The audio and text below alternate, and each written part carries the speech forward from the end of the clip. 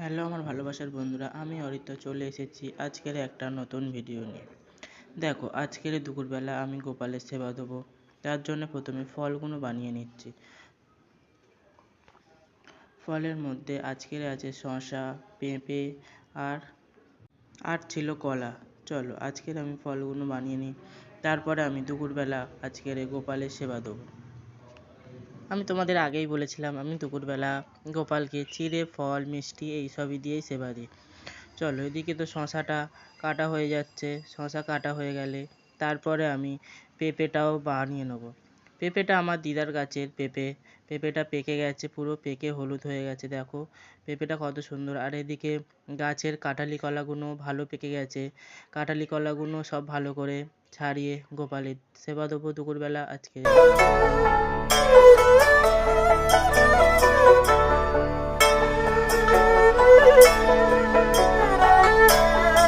দেখো, আমি কিন্তু প্রতিদিনই দুপুরবেলা গোপালকে সেবা দিই।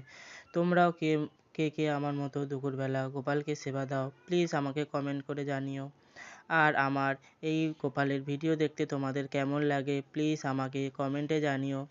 আর ভিডিও যদি ভালো লাগে তোমরা বেশি বেশি করে লাইক, কমেন্ট ও শেয়ার করে দিও।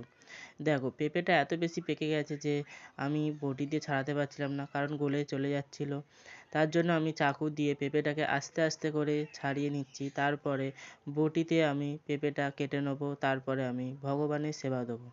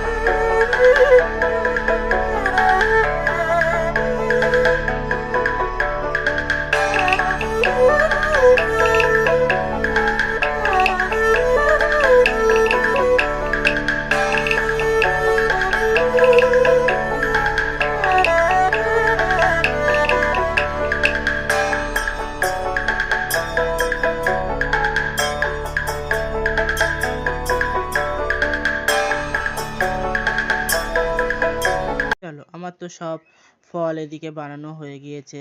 তারপরে জায়গাটা ভালো করে মুছে নিয়ে এরপরে আমি শসা, কলা আর পেঁপে সব বানানো হয়ে গেছে। এবার মাঝখানটা ফাঁকা করে মাঝখানে আমি দিয়ে দেবো চিড়ে।